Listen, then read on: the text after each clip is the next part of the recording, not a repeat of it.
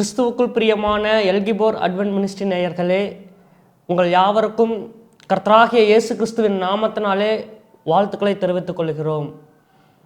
கடந்த 2023ஆம் ஆண்டு முழுவதுமாக கர்த்தர் நம்மை பத்திரமாக பாதுகாத்து ஒரு புதிய ஆண்டை காணும்படியாக கிருபை செய்திருக்கிறார். உங்கள் யாவருக்கும் எங்களுடைய புத்தாண்டு நல்வாழ்த்துக்களை தெரிவித்துக் கொள்கிறோம்.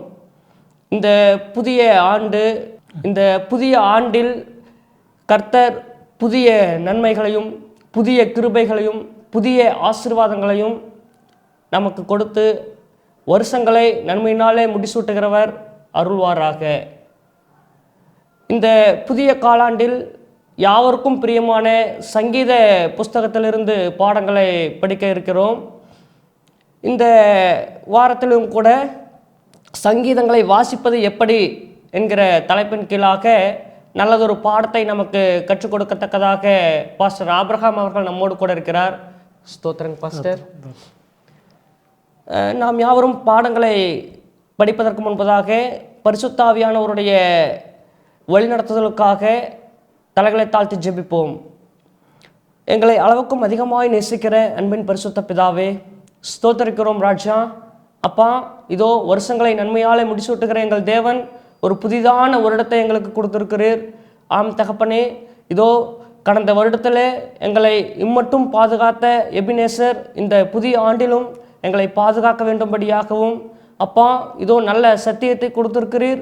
ஆம் ராஜா, இந்த நாளிலும் கூட நாங்கள் கற்க இருக்கிற பாடங்களை அப்பா பரிசுத்த ஆவியானவர் எங்களுக்கு போதகரோடு உடன் இருந்து போதிக்க வேண்டும்படியாக, உம்முடைய வார்த்தைகள் போதகருடைய வாயிலிருந்து வெளிப்பட வேண்டும்படியாக அப்பா பாட முழுவதுமாக உம்முடைய பிரசன்னத்தினாலே எங்களை வழிநடத்த வேண்டும்படியாக மீட்பர் இயேசு கிறிஸ்துனுடைய நல்ல நாமத்தினாலே கேட்டு மன்றாடுகிறோம் எங்கள் பிதாவே, ஆமென்.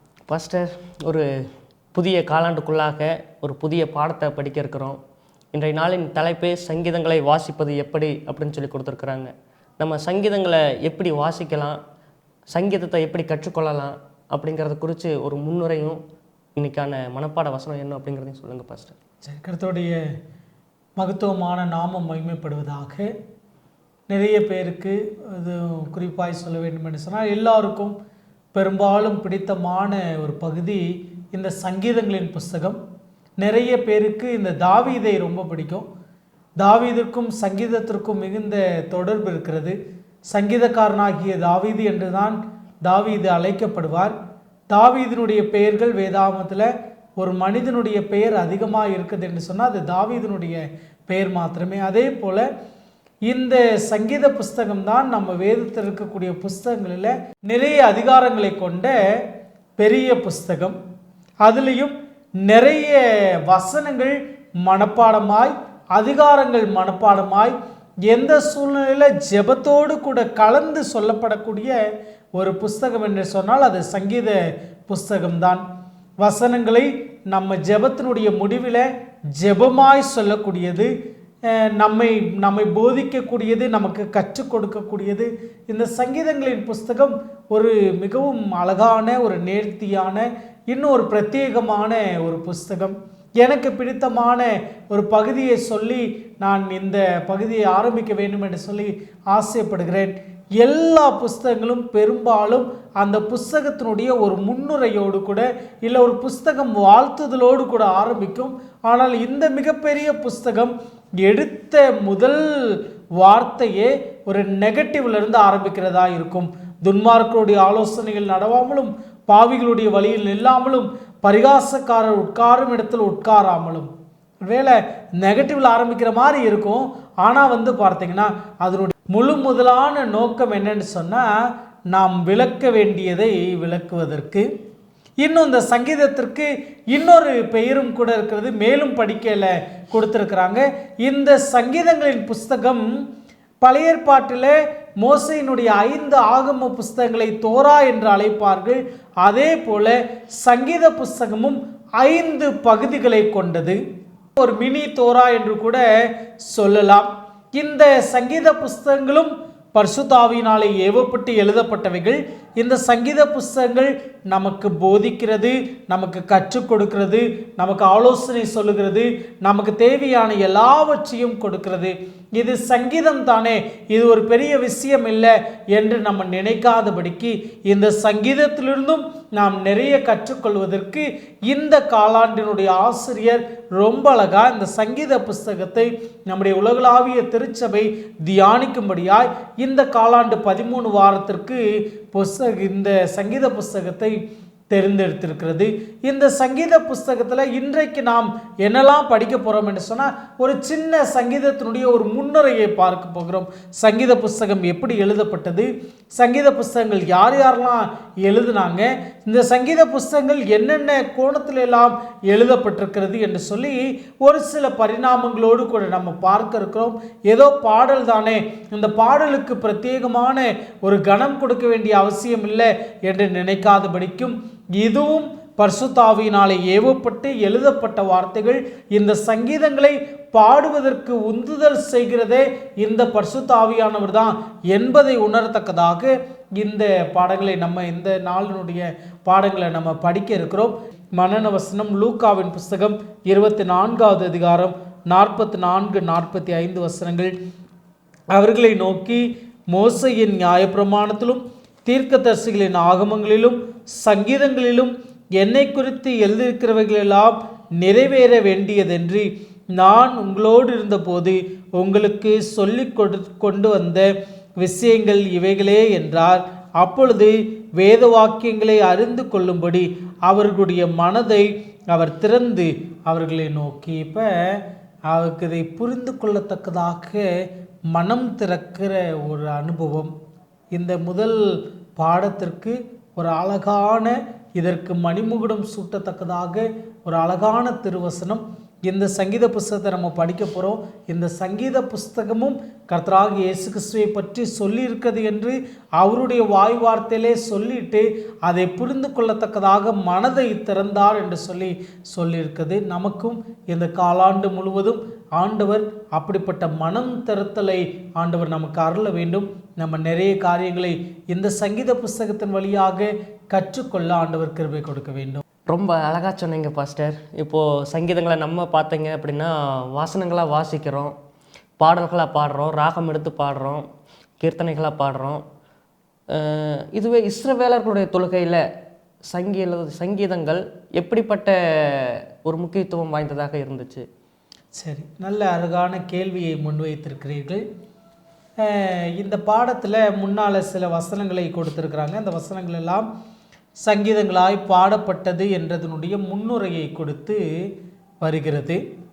இஸ்ரவேலுடைய தொழுகையில் இந்த சங்கீதங்கள் எப்படிப்பட்ட ஒரு முக்கியமான பங்கு வகிக்கிறது என்று கேள்வி முன்வைக்கப்பட்டிருக்கிறது. எபிரேய கால சூழ்நிலையில் எபிரேயர்களுடைய தொழுகை அடிப்படையில் இந்த சங்கீதங்கள் ரொம்ப முக்கியமான ஒரு பங்கை வகிக்கக்கூடியதாக இருக்கிறது. அது எல்லா நேரத்திலையும் எல்லா சூழ்நிலையிலையும் எந்த ஒரு காரியம் நடந்தாலும் அந்த காரியத்தில் இந்த துதி நிறைந்ததாய், இந்த துதியின் சங்கீதங்கள் இணைந்ததாய் இருக்கிறது. உதாரணத்திற்கு சில காரியங்களை நம்ம பின்னால் படிக்க போகிறோம். இந்த சங்கீதங்கள் இஸ்ரவேலர்களுடைய வாழ்க்கையில் ரொம்ப முக்கியமான ஒரு பங்கு வகித்தது. அது அவர்கள் பலி செலுத்த கடந்து போனாலும், இல்லை தங்களுடைய இல்லங்களில் ஏதோ ஒரு நிகழ்வு நடந்தாலும், என்ன ஒரு காரியம் நடந்தாலும் அதில் இந்த சங்கீதம் ஒரு பெரிய அங்கமாக இருந்தது. அதனால தான் இந்த வேதத்தில் நீங்கள் நிறைய இடங்களில் பார்த்தீங்கன்னா ராக தலைவர்கள் என்ற வார்த்தையை பார்க்க முடிகிறது, சங்கீதக்காரர்கள் என்ற வார்த்தையை பார்க்க முடிகிறது. இன்னும் சங்கீதங்களை எழுதக்கூடிய நபர்களை குறித்து நம்ம பார்க்க முடிகிறது. சங்கீதம் 120 134 வரைக்கும் இருக்கக்கூடிய இந்த சங்கீதங்களை புனித பயண பாடல்கள் என்று சொல்லுவாங்க. இப்போ இஸ்ரவேலர்கள் எங்கு கிளம்பி சென்றாலும் இந்த பாடல்களை பாடி கடந்து செல்வது அவர்களுடைய வழக்கமாய் இருந்தது. அதுலேயும் 121வது சங்கீதத்தை நீங்கள் வாசித்தீங்கன்னா ஒவ்வொரு பிரயாணத்தை அவர்கள் ஆரம்பிக்கும் போதும் இந்த சங்கீதத்தை வாசி தான் ஆரம்பிப்பாங்க. எனக்கு ஒத்தாசை வரும் பர்வதங்களுக்கு நேராக என் கண்களை ஏறெடுக்கிறேன் என்று அந்த சங்கீதம் அப்படியே ஆரம்பித்து அதனுடைய சங்கீத முடிவு சொல்லும், என் போக்கையும் வார்த்தையும் இது முதற்கொண்டு என்றென்றைக்கும் காப்பார் என்று முடியும். அப்போ அவர்களுடைய பிரயாணங்கள், போக்குவரத்து எல்லாத்துலேயும் ஆண்டவர் துணையாக இருக்கணும்னு சொல்லி அந்த ஜெபங்களை பாடல்களாக சொன்னாங்க. இதை பாடல்களாய் பார்ப்பதோடு கூட நிறுத்தி விடாமல் இதை ஜெபங்களாகவும் நம்ம காண முடியும். இன்னும் சங்கீதம் 113:14 பார்த்தீர்கள் என்று சொன்னால், பஸ்கா பண்டிகையை ஆசரிக்கும் போது இந்த சங்கீதங்களை வாசித்து துவங்குவார்கள். 115 118 வரைக்கும் இருக்கக்கூடிய சங்கீதங்களை இந்த பஸ்காவினுடைய ஆசரிப்பில் முடிவாக சொல்லுவாங்க. 145 150 வரைக்கும் இருக்கக்கூடிய சங்கீதங்களை பார்த்தீங்கன்னா நிறைய அல்லேலூயா, ஸ்தோத்திரம் என்ற வார்த்தை அதிகமாய் கடந்து வரும். நம்முடைய ஆத்மாவுக்கு கற்றுக் கொடுத்து நமக்கு நாமே போதித்து இதெல்லாம் செய்யணும் என்று சொல்லுவது போல இருக்கும்.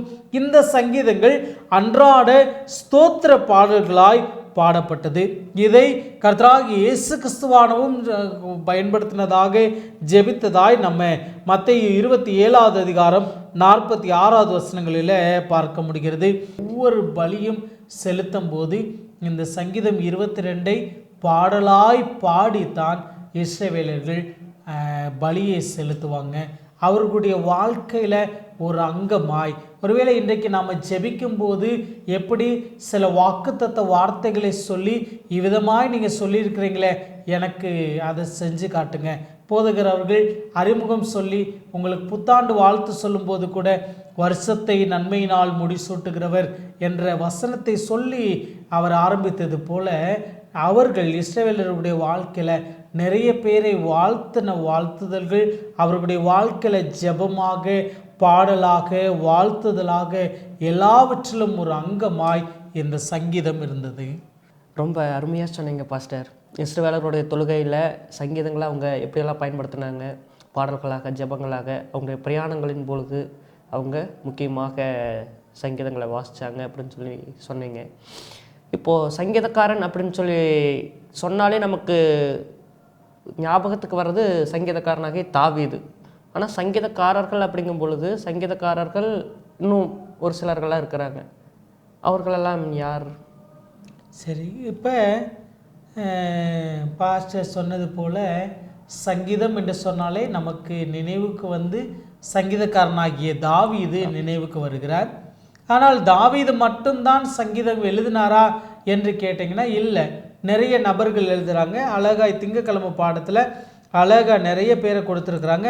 ஆனால் இந்த சங்கீதக்காரனாகிய தாவீதிற்கு ஒரு மேன்மை கொடுக்கப்பட்டிருக்குது. 2 சாமுவேலின் புஸ்தகம் 23:1 வாசித்தோம் என்று சொன்னால், தாவீதினுடைய கடைசி வார்த்தைகள் மேன்மையாய் உயர்த்தப்பட்டு யாக்கோப்புடைய தேவனால் அபிஷேகம் பெற்று இஸ்ரவேலின் சங்கீதங்களை இன்பமாய் பாடின ஈசாயின் குமாரனாகிய தாவீது என்னும் புருஷன் சொல்லுகிறது என்னவென்றால், அவருக்கு ஒரு புனைப்பெயராய் கூட இருந்தது என்னன்னு சொன்னால் இன்பமாய் பாடினவர்.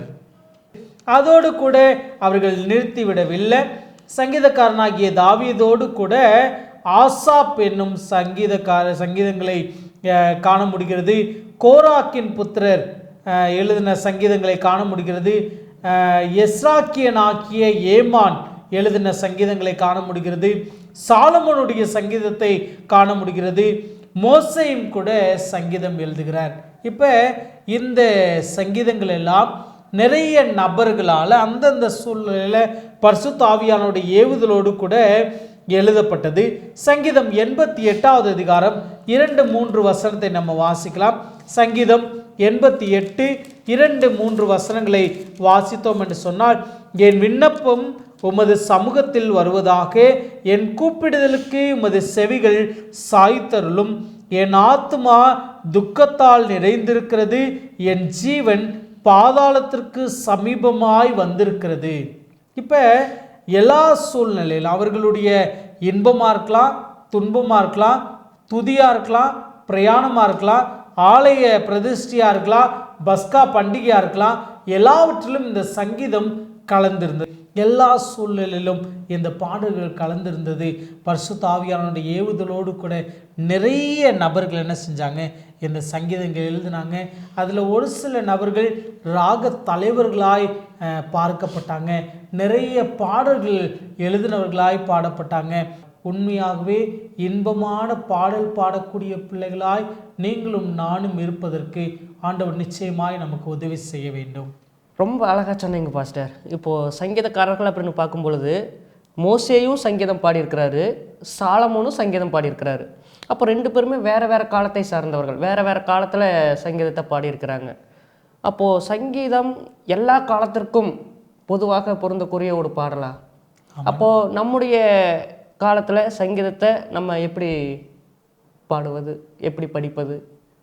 சரி, அது ரொம்ப அழகாக உங்களுடைய கேள்வி இருக்கிறது. எல்லா காலத்திற்கும் இந்த சங்கீதம் பொருந்துமா என்று கேட்டிங்கன்னா கண்டிப்பாக எல்லா காலத்திற்கும் பொருந்தக்கூடியது. ரொம்ப அழகாக இந்த சங்கீத இந்த ஓய்வு நாள் பாடத்தை எழுதினவர் செவ்வாய்க்கிழமை பாடத்தில் தங்களுடைய உணர்ச்சிகளை தாங்கள் வெளிப்படுத்த வேண்டிய எல்லா காரியத்தையும் அந்த பாடல் வரிகளில் இணைத்திருக்கிறார்கள் என்பதை ரொம்ப அழகாக நிறைய 6 பாயிண்டில் கொடுத்துருக்குறாங்க. இந்த 6 பாயிண்டை கடந்து நம்ம வந்தோம் என்று சொன்னால் எனக்கு பிடித்தமாக இருந்தது இந்த மீதி இருக்கக்கூடிய 5 இன்ட்ரோடக்ஷன். இது நேரடியாக இந்த வார ஓய்வு நாள் பாடத்தினுடைய தலைப்பா இந்த சங்கீதத்தை நம்ம எப்படி படிக்கிறது என்பது மாதிரி இந்த 5 பாயிண்ட் இருக்குது. இந்த 5 காரியத்தை காரியத்தை நம்ம பார்த்தோம்னா இரு சொல் இயைப்பணி என்று சொல்லியிருக்கிறாங்க. இப்போ இரு சொற்களாய் என் ஆத்துமாவே கர்த்தரை ஸ்தோத்திரி, என் முழு உள்ளமே அவருடைய பரிசுத்த நாமத்தை ஸ்தோத்திரி. இப்போ என்ன சொல்லுகிறது என்று சொன்னால் ஆத்துமா என்ற வார்த்தையும் பயன்படுத்தப்படுகிறது, அதற்கு இணையாக இன்னொரு வார்த்தையும் பயன்படுத்தப்படுகிறது. 2 வார்த்தைகள் இரண்டாய், ஒருவேளை இரட்டை பதத்தில் இதை தமிழ் மொழியில் சொல்ல வேண்டும் என்று சொன்னால் இரட்டை கிளவி என்று சொல்லுவாங்க.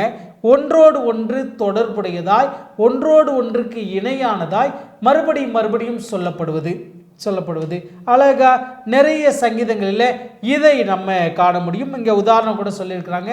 சங்கீதம் 103 அதிகாரம் 1வது வசனம். அதுக்கப்புறம் உருவகமாய்.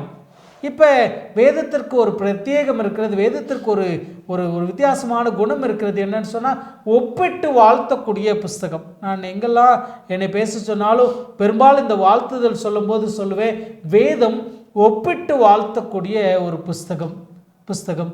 இதை சரியாக புரிஞ்சு கொள்ள வேண்டும் என்று சொன்னால் உன் பிள்ளைகள் உன் பந்தியை சுற்றிலும் ஒலிவ மர கன்றுகளைப் போல இருப்பாங்க. ஒலிவ மரத்துக்கு ஒப்பிட்டு பிள்ளைகளை வாழ்த்துக்கிறது. அதுபோல சங்கீதங்களில் நிறைய உருவகங்களை நம்ம காண முடிகிறது. சங்கீதம் உதாரணமாய் சங்கீதம் 17வது அதிகாரம் 9வது வசனம் கொடுத்திருக்கிறாங்க. அவருடைய செட்டையின் நிழலில் 8வது வசனத்தை வாஸ்தவம் என்று சொன்னால் கண்மணியை போல. இப்போ கண்மணியை போல காக்கிறார் என்று சொல்லுகிறாரு, செட்டையின் நிழல் இல்லை. அப்போ உருவகமாய் அவருடைய அந்த பெரிய பாதுகாப்பை செட்டையின் நிழலாய் சொல்லியிருக்கிறது. அவர் சொல்லியிருக்கிற பெரிய பாதுகாப்பை கண்ணின் இமையாய் சொல்லியிருக்கிறது. நிறைய உருவக வார்த்தைகளை பார்க்க முடியும். 2வது. 3வது, எதிரணிகளை நிறைய காண முடியும். எதிரணிகள் என்று சொன்னால் ஒன்றுக்கொன்று ஆப்போசிட்டாக இருக்கக்கூடிய இரண்டும் ஒரே இடத்துல இருக்கிறது. இதை கரெக்டாக சொல்ல வேண்டும் என்று சொன்னால் இரவும் பகலும். சங்கீதம் 1வது அதிகாரத்தில் நம்ம காண முடிகிறது, இரவும் பகலும் அவருடைய வேதத்தில் தியானமாய் இருக்கிற மனுஷன் பாக்கியவான். இரவு என்பது வேறு காலநிலை, பகல் என்பது வேறு காலநிலை. இந்த இரண்டும் ஒரே இடத்துல இணைந்து காணப்படுவதாய் நம்ம காண முடிகிறது. இதை எதிரணி என்று சொல்லுவாங்க. 4வது பார்த்தீங்கன்னா வார்த்தை விளையாட்டு என்று சொன்னால் இந்த பாடல் எழுதக்கூடிய நபர்களுக்கு இருக்கக்கூடிய ஒரு ஒரு ஒரு விசேஷம். அது இந்த பாடல்களை எப்படி எழுதுவாங்கன்னா, இப்போ உதாரணத்திற்கு சில பாடல்கள் ரைமிங்கில் முடியக்கூடிய முடிவு ஒன்றாக இருக்கும். சில பாடல்களுடைய வார்த்தையினுடைய ஆரம்பம் ஒன்றாக இருக்கும். சில வார்த்தைகள் ரெட்டையாக இருக்கும். இப்போ இதெல்லாம் வார்த்தையினுடைய ஜாலங்கள். உதாரணத்திற்கு இங்கே கொடுத்துருக்குறாங்க, சங்கீதம் 96:4-5 கொடுத்துருக்குறாங்க. இதில் எலோஹிம் என்ற வார்த்தையும் பயன்படுத்தப்படுகிறது, எலிலீம் என்ற வார்த்தையும் பயன்படுத்தப்படுகிறது. இரண்டும் ஒரே மாதிரி சொல்லுவது போல தெரிகிறது, ஒரே உச்சரிப்பாக இருப்பது போல தெரிகிறது. ஆனால் எலோகிம் என்பது ஆண்டவரை குறிக்கக்கூடிய வார்த்தை, எலிலீம் என்பது ஆண்டவருக்கு இணையாக இருக்கக்கூடிய ஒன்றுக்கும் உதவாத குப்பையும் தூசியுமான விக்கிரகம். அவர்கள் ஒன்றுமே இல்லைன்னு சொல்லக்கூடியது. ரெண்டு வித்தியாசமான நிலை, இரண்டும் ஒரே மாதிரி தோன்றும். ஆனால் இதை கரெக்டாக சொல்ல வேண்டும் என்று சொன்னால், ஒன்று ஒரிஜினல், ஒன்று போலி. ரெண்டும் பக்கத்தில் இருக்கிற மாதிரியே தெரிகிறது போல இருக்கும். இதுவும் இந்த சங்கீதங்களினுடைய ஒரு வார்த்தை ஜாலம். ஐந்தாவது சொல்ல வேண்டும் என்று சொன்னால் சேலா. இதை நிறைய பேர் நன்றாய் தெரியும். நிறைய இடங்களில் இந்த சேலா என்ற வார்த்தையை பார்க்க முடியும். இந்த சேலாவை நீங்கள் வேறு புஸ்தகங்களை நீங்கள் பார்த்தாலும் இந்த சேலா என்பது பாடலினுடைய ஒரு இன்டர்லூடு என்று சொல்லுவாங்க. இதை கரெக்டாக புரிஞ்சுக்கிற மாதிரி உங்களுக்கு சொல்ல வேண்டும் என்று சொன்னால், இசைக்கருவிகளை வாசிக்கக்கூடியவர்கள் பாடல் பாடும்போது பாடல் பாடி ஒரு ஸ்டான்ஸா முடிஞ்சதுக்கப்புறம் ஒரு இசை வாசிப்பாங்க. அதுக்கப்புறம் அடுத்த ஸ்டான்ஸா ஆரம்பிப்பாங்க. முதல் ஸ்டான்ஸாக்கும் அடுத்த ஸ்டான்ஸாக்கும் இடையில அந்த மியூசிக்கல் இன்டர்லூட, அந்த ஒரு சின்ன இடைவெளியை இசை இடைவெளி என்று சொல்லுவாங்க. இதுதான் இந்த சேலா. இந்த எல்லா காலகட்டத்துக்கும் பொருத்தமானது. இந்த சொல்லப்பட்ட இந்த வார்த்தைகள் எல்லா காலத்திற்குமே, இது அழியாததாக, எல்லா சூழ்நிலும் நமக்கு புரிந்துக்கிறது போல இந்த பாடல் ஆசிரியர்கள் எல்லாம் இந்த பாடலை எழுதின, இந்த சங்கீதங்கள் எழுதின அத்தனை சங்கீதக்காரர்களையும் உண்மையாகவே பரிசுத்த ஆவியானவர் வழிநடத்தினதினால்தான் இன்றைக்கு வரைக்கும் அவைகள் எனக்குள்ள செயல்படக்கூடியதாய். ஒருவேளை பொதுவாக இந்த வருட முடிவில் சொல்லும்போது சொல்லுவாங்க, கர்த்தர் எனக்கு செய்த எல்லா உபகாரங்களுக்காக நான் எண்ணத்தை திரும்ப செலுத்துவேன். எல்லா காலத்துக்கும் இது பொருந்தது. எல்லா பழைய வருட ஆராதனையிலையும் இந்த வார்த்தையை நம்ம காண முடிகிறது. வருஷத்தை நன்மையினால் முடிசூட்டுகிறவர். எல்லா வருஷத்தினுடைய ஆரம்பத்திலையும் இந்த வார்த்தையை நம்ம காண முடிகிறது. தேவனை துதிக்க வேண்டும், எல்லா காலத்திலையும் காண முடிகிறது. இரவும் பகலும் அவருடைய வேதத்தில் தியானமாக இருக்கிற மனுஷன் பாக்கியவான். எல்லா காலத்திலையும் காண முடிகிறது. அன்றைக்கு இரவு பகலையும் காண முடிகிறது, இன்றையினுடைய இரவு பகலையும் காண முடிகிறது. இந்த சங்கீத புஸ்தகம் எல்லா காலத்திற்கும் பொருந்தக்கூடிய புஸ்தகம். இதில் சொல்லப்பட்ட வார்த்தைகள் எல்லாம் பரிசுத்த ஆவியானவருடைய ஏவுதலாலே எல்லா காலத்திற்கும் பொருத்தமானதாக இருக்கிறது.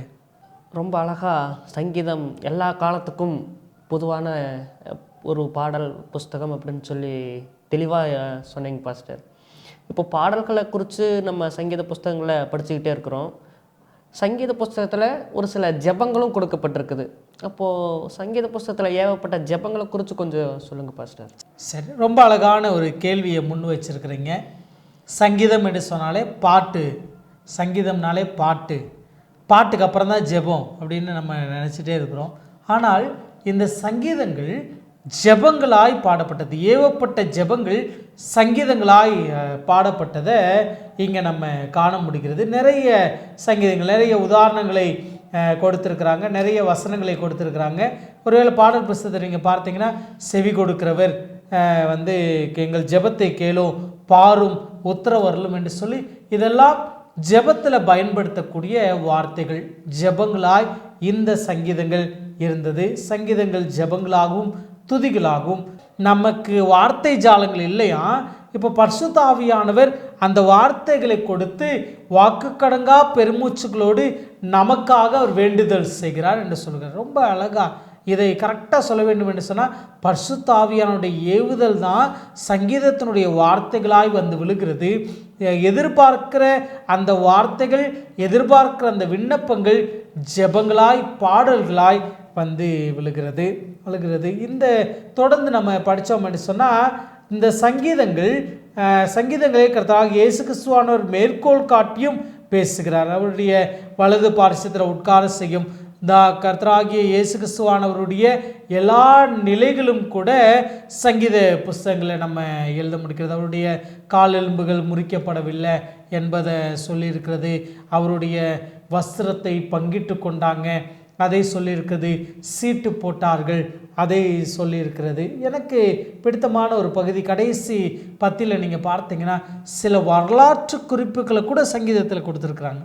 உதாரணத்துக்கு சொல்ல வேண்டும் என்று சொன்னால் சங்கீதம் 137வது சங்கீதத்தை நீங்கள் வாசிங்கன்னா பாபிலோனியர்கள் எவ்வளோ கொடுமையாக இவர்களை நடத்துனாங்க என்பதும் அந்த பாபிலோனியர்களுடைய கொடுமையான அந்த நிலையில் இவர்கள் அந்த நிலையை சங்கீதமாய் பாடக்கூடியதை நம்ம காண முடிகிறது. 137வது சங்கீதத்தை எப்படி இஸ்ரவேல் ஜனங்கள் வனாந்திரத்தில் வழி நடத்தப்பட்டாங்க, ஹிஸ்டாரிக்கல் ஈவெண்ட்டையும் சங்கீதங்களாக பாடினாங்க, சங்கீதங்களாய் கொண்டு வந்தாங்க. ஏவப்பட்ட ஜெபங்களையும் காண முடிகிறது. சங்கீதங்கள் வரலாற்று நிகழ்வுகளையும் சொல்லக்கூடியதாக இருந்தது. ரொம்ப அழகாக சொன்னீங்க பாஸ்டர். பாடல்களை தவிர்த்து ஜெபங்களாகவும் வரலாற்று நிகழ்வுகளாக இருந்துச்சு அப்படின்னு கூட நல்லா தெளிவாக சொன்னீங்க. இப்போது சங்கீதங்களை எப்படி வாசிக்கணும் அப்படின்னு சொல்லி பார்க்கும்பொழுது நம்ம பாடல்களாக வாசிக்கிறோம், ஜெபங்களாக வாசிக்கிறோம். வேறு சங்கீதங்களை வேறு எப்படி எதை மையமாக நம்ம பார்க்கலாம் படிக்கலாம் அப்படிங்கிறது குறித்து கொஞ்சம் சொல்லுங்கள் பாஸ்டர். ரொம்ப அழகான ஒரு கேள்வியை முன்வைத்திருக்கிறீர்கள். இந்த வார பாடத்தினுடைய ஒரு முடிவு கேள்வியாய் நம்ம வைத்து கொள்ளலாம். இந்த சங்கீதங்கள் எதெல்லாம் வெளிப்படுத்தி காட்டுது என்று சொன்னால், ஜெபங்களாக பார்த்தோம், சங்கீதங்களாய் பார்த்தோம், வரலாற்று நிகழ்வுகளாய் பார்த்தோம். அதோடு கூட முடிக்கலை. இவர் தான் தேவன் தான் சிருஷ்டிகர்த்தர், அவர் தான் வேதாமத்தினுடைய மையமாக இருக்கிறாரு, சிருஷ்டிப்பின் மையமே அவர்தான் என்பதை தெளிவாக காட்டுது. எல்லாத்தினுடைய மையம் அவர்தான் என்பதை காட்டுது. முதல் காரியத்தை புரிஞ்சுக்கணும்னு சொன்னால், சங்கீதங்களின் உலகம் முற்றிலும் தேவனை மையமாய் கொண்டது. தேவனை மையமாக கொண்டே இந்த சங்கீதம் சொல்கிறது. இப்போ பிரயாண சங்கீதத்தை வாசித்தோம். 121 அப்படியே படித்தோம் என்று சொன்னால், எனக்கு ஒத்தாசை வரும் பர்வதங்களுக்கு நேராக என் கண்களை ஏறெடுக்கிறேன். சரி, ஏறெடுக்கிறேன். ஜெபமாக ஃபஸ்ட்டு வசனத்தை பார்த்தீங்கன்னா, யார்கிட்டருந்து எனக்கு ஒத்தாசை வரும் என்று சொன்னால், வானத்தையும் பூமியையும் உண்டாக்குன கர்த்தரிடத்திலிருந்து எனக்கு ஒத்தாசை வரும் அப்படின்னு சொல்லிடுவார். ரொம்ப அழகா. இவர் யார் அப்படின்னு கேட்டிங்கன்னா, வானத்தையும் பூமியையும் உண்டாக்குனவர், அவர் எனக்கு உதவியாக இருக்கிறார்ப்பா. ஒருவேளை சங்கீதம் 1வது அதிகாரத்தை வாசித்தீங்கன்னு சொன்னால், அவன் நீர்க்கால்களின் ஓரமாய் நடப்பட்டு தன் காலத்தில் தன் கனியை தந்து இலையுதிராது இருக்கிற மரத்தை போல் இருப்பான், அவன் செய்வதெல்லாம் வாய்க்கும். ஒரு பாசிட்டிவா அந்த இரவும் பகலும் வேதத்தை தியானிக்கக்கூடிய மனுஷனுக்கு என்ன ஆசீர்வாதத்தை ஆண்டவர் வைத்திருக்கிறார் என்று ஆண்டவருடைய எதிர்பார்ப்பை மையமாக காட்டுது. முதல் காரியம். இரண்டாவது, அப்படியே திருப்பணம் சொன்னால், வாழ்க்கையில் தேவன் மையமாக இருக்கார். என்னுடைய வாழ்க்கையில் எல்லா நிலையிலும் நான் எப்படி இருக்கணும்? துன்மார்க்குடைய ஆலோசனை நடக்கக்கூடாது, பாவிகளுடைய வழியில் நிற்கக்கூடாது, பரிகாசக்காரர் உட்காரும் இடத்துல உட்காரக்கூடாது. என் மையமாக எனக்கு ஆலோசனை சொல்லுது, நான் செய்ய வேண்டியதையும் சொல்லுது. சில பேர் ஆலோசனை சொல்லுவாங்க, நிறைய அட்வைஸ் பண்ணுவாங்க. சரி, இந்த சூழ்நிலையில் மாட்டியிருக்கிற எனக்கு நான் அதிலிருந்து வெளியே வர்றதற்கு எனக்கு ஒரு போக்கு வழியை காட்டுங்க அப்படின்னு கேட்டிங்கன்னா அது சொல்ல தெரியாது. இதை செய்யாத என்று சொல்லிக்கொண்டே இருப்பாங்க. ஆனால் இந்த சங்கீத புஸ்தகங்கள் அப்படி இல்லை. போக்குக்கான வழியையும் காட்டக்கூடியதாக பரிசுத்த ஆவியானவர் இந்த சங்கீத புஸ்தகத்தை பயன்படுத்துகிறார். கடைசியாக பார்க்க வேண்டும் என்று சொன்னால், ஆசரிப்பு கூடாரத்தினுடைய மையமாய், தொழுகையினுடைய மையமாய், எல்லாவற்றுக்கும் முழு முதற் காரியமாக ஆலயத்தில் ஆண்டவர் எங்கே இருக்கிறார் என்று காட்டுகிறதா இருக்கிறது. சங்கீதத்தை மையமாய் கொண்டு இந்த உலகத்தை நம்ம பார்த்தோம் என்று சொன்னால், உலகத்தில் நீக்கமற எல்லா இடத்துலையும் ஆண்டவர் நிறைந்திருக்கிறார் என்பதை இந்த சங்கீதம் வெளிக்காட்டுகிறது. நிறைய சிருஷ்டிப்பின் காரியத்தில் எப்படியெல்லாம் உருவாக்கப்பட்டது, எப்படியெல்லாம் பூச்சக்கரம் நகர்ந்து கொண்டிருக்கிறது என்பதெல்லாம் சங்கீதத்தின் வழியாய் ஆண்டவர் வெளிக்காட்டின காட்சியை நம்ம காண முடியும். அதை தான் ரொம்ப அழகாக தலைப்பு கொடுத்துருக்குறாங்க, சங்கீதங்களின் உலகம். சங்கீதத்தினுடைய பார்வையில் இந்த உலகத்தை பார்த்தீங்கன்னா நிறைய கிளிம்ஸ், நிறைய பிரத்யேகமான காட்சிகளை நம்ம காண முடியும். நல்ல ஒரு ஆசீர்வாதமான பாடத்தை இந்த நாளில் நாம் கற்றுக்கொண்டோம். இது உங்களுக்கும் மிகவும் ஆசீர்வாதமாகவும் உபயோகமாகவும் இருக்கும் என்று விசுவாசிக்கிறேன். நல்ல ஒரு பாடத்தை மிகவும் தெளிவாக எடுத்து கொடுத்ததான போதகர் அவர்களுக்கு அன்பான வாழ்த்துக்களை தெரிவித்துக் கொள்கிறேன். நாம் இந்த பாடத்தில் கற்றுக்கொண்டது போல சங்கீதத்தில் ஏகப்பட்ட ஜெபங்களாக நம்ம இந்த நாளில் கூட பாடத்தில் பார்த்தோம். அதே போல் இந்த பாடத்தையும் கூட நம்ம ஒரு ஜெபத்தோடு கூட நாம் நிறைவு செய்வோம். போதகர்கள் அவர்கள் நமக்கு ஜெபத்தை ஏறெடுப்பார்கள். எங்களை நேசிக்கிற நல்ல தகப்பனே, மிகவும் அழகான இந்த பாடத்திற்காய் நன்றி. சங்கீதங்களை சாதாரணமாய் லகுவாக படிக்கிறதுக்கு எங்களுக்கு உதவியாக இருக்குதுன்னு நாங்கள் எத்தனை காலங்கள் நினைத்து கொண்டிருந்தோம். ஆனால் இந்த சங்கீதங்களில் என்னெல்லாம் இருக்கிறது என்று சொல்லி உம்முடைய அடியார்களை ஏவி இந்த ஓய்வு நாள் பாடங்களை சங்கீத புஸ்தகத்திலிருந்து நீர் கொடுத்திருக்கிறதற்காய் நன்றி ஆண்டவரே. கற்றுக்கொண்ட இந்த பாடங்களை எங்கள் வாழ்க்கையில் நாங்கள் அபியாசிக்க, நாங்களும் உமக்கு பிரியமான பாடல்களை பாடக்கூடிய சங்கீதக்காரர்களாய் எங்களை நீர் மாற்றும்படியாய் நாங்கள் ஜெபிக்கிறோம் ஆண்டவரே. இந்த பாடத்தை இந்த இந்த இணையதளத்தின் வழியாய் பார்த்து கொண்டிருக்கிற ஒவ்வொரு பிள்ளைகளையும் என் ஆண்டவர் நீங்கள் ஆசீர்வதிக்கும்படியாய் நாங்கள் ஜெபிக்கிறோம். அந்த நாளினுடைய பாடம் எங்களுக்கு பிரயோஜனமாக இருந்ததற்காய் நன்றி. தொடர்ந்து இந்த சங்கீத புஸ்தகங்களிலிருந்து நிறைய கற்றுக்கொள்வதற்கு பரிசுத்த ஆவியானவர் எங்களுக்குள்ளாய் இடைப்படும்படியாய் ஜெபிக்கிறோம். இயேசு வழியாய் வருகிறோம் எங்கள் ஜெபம் கேளும் ஜீவனுள்ள நல்ல பிதாவே, ஆமென். நேயர்களே, நாம் தொடர்ந்து சங்கீதங்களிலிருந்து இன்னும் அநேக பாடங்களை கற்றுக்கொள்ள இருக்கிறோம். இன்றைய நாள் பாடம் மிகவும் உபயோகமாக இருந்திருக்கும் என்று விசுவாசிக்கிறோம். இது போன்ற நல்ல பாடங்கள், சத்தியங்கள் நிறைந்த நிகழ்ச்சிகளை நீங்கள் தொடர்ந்து காணும்படியாக எங்களோடு கூட இணைந்திருங்கள். இது வல்லமையுள்ள தேவனுடைய பணியில் எல்கிபோர் அட்வென்ட் மினிஸ்ட்ரி. இது போன்ற நல்ல சத்தியம் நிறைந்த நிகழ்ச்சிகள் உங்களுடைய நண்பர்களுக்கும் நீங்கள் பகிரும்படியாக இந்த வீடியோவை ஷேர் செய்யுங்கள். மற்றும் ஏதாவது சந்தேகங்கள் மற்றும் கேள்விகள் இருக்குமாயின் கமெண்ட் செக்ஷனில் கமெண்ட் செய்யவும். தேவன் தாமே உங்களை ஆசீர்வாதத்தை பலப்படுத்துவாராக.